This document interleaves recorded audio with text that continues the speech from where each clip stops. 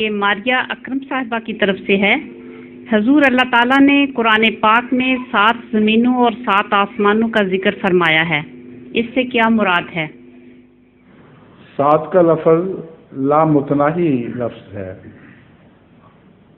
ہفتہ جو ہے آپ دیکھو 7 دن کا ہفتہ ہے، ساری دنیا میں 7 ہی دن کا ہفتہ ہے۔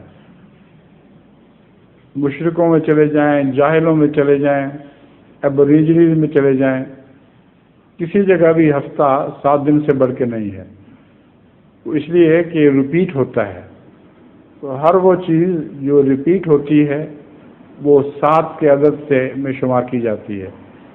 تو 7 آسمان سے مراد یہ نہیں ہے کہ صرف 7 ہیں، ایک 7 کے اوپر اور 7، پھر اس کے اوپر اور 7، پھر اور 7۔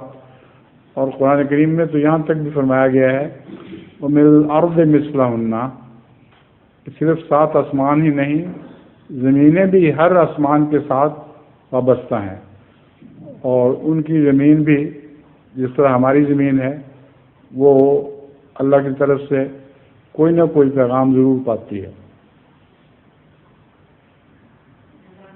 حضور ایک سوال اور ہے اگر اجازت۔ ظہور